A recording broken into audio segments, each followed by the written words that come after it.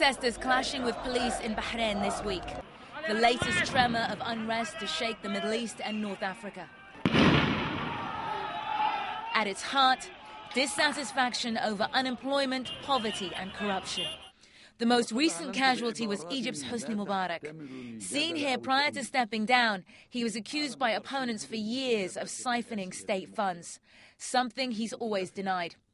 Egypt's new military leaders have asked foreign governments to freeze the assets of several former Egyptian officials, but authorities didn't indicate whether Mubarak's name was on that list. Campaigners say it is not enough to attempt to recover the assets of officials suspected of corruption.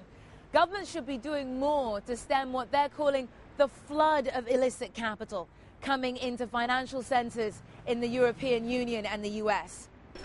Anthea Lawson from Global Witness says that the financial system isn't doing enough. If we look at the priorities that the regulators seem to be focused on, the big fines that are received tend to be for banks that have busted sanctions, that are involved in terrorist finance money and sometimes drugs money. We don't see the same big fines for corrupt money. People can hide their identity behind front companies and trusts.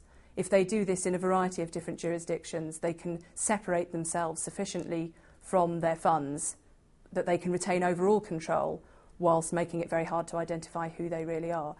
Raymond Baker, director of the think tank Global Financial Integrity, believes the problem lies in government's tolerance of banking secrecy.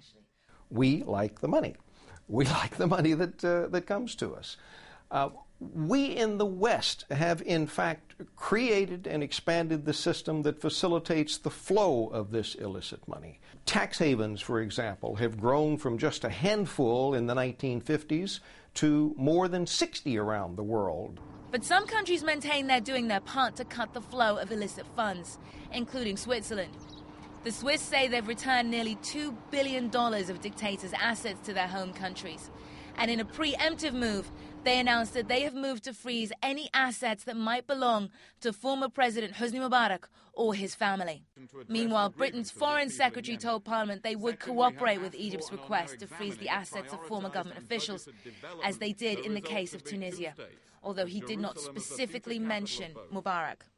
In the Middle East and North Africa, protests are continuing. After decades of corruption, they're demanding reforms and their money back. Nermal Barid, CNN, London.